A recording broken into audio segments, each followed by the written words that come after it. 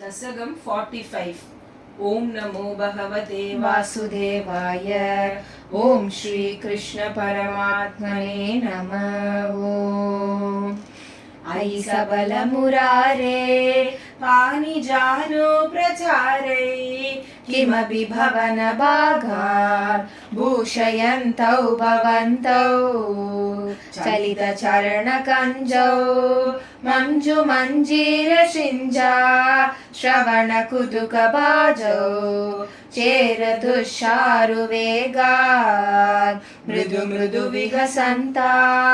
उन्मिषत्तन्तवन्तौ वदन पतित केशौ दृश्य पादाब्जदेशौ भुजगलित करान्त व्यालगत् कङ्कणाङ्गौ महितर्हत उच्चै पश्यतां विश्वनूनाम् अनुसरति जनौगे कौतुकव्याकुलाक्षे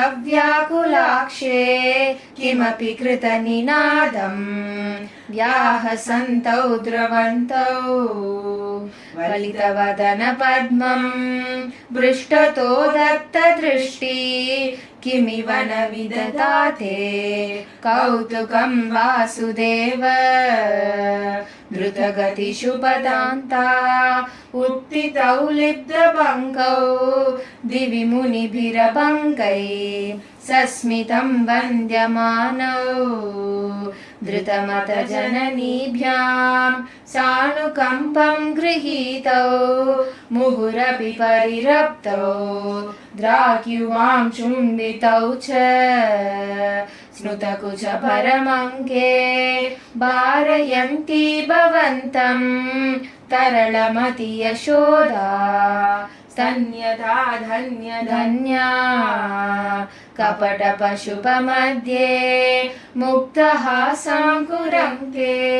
दशन मुकुल हृद्यं वीक्ष्य वक्त्रं जहर्ष तदनु चरणचारी तारकैः साकमारात् निलयदतिषु केलन् बालचापल्यशाली भवन शुकबिदालान् वत्सकांशानुधावन् कथमपि कृतहासै गोपकैर्वारितो भू हलधरसहितस्त्वं यत्र यत्रोपयातो विवशपतितनेत्रास् तत्र तत्रैव गोप्य विगलितगृहकृत्या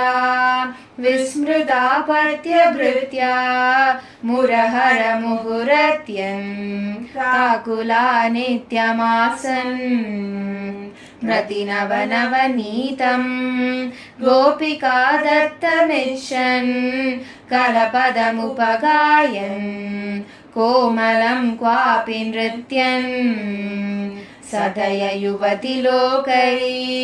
आपितुं सर्वप्रश्नन् क्वचन नवविपक्वं दुग्धमप्यापिबस्त्वं मम खलु बलिगेहे यासनं जातमास्ताम् इह पुनरबलानाम्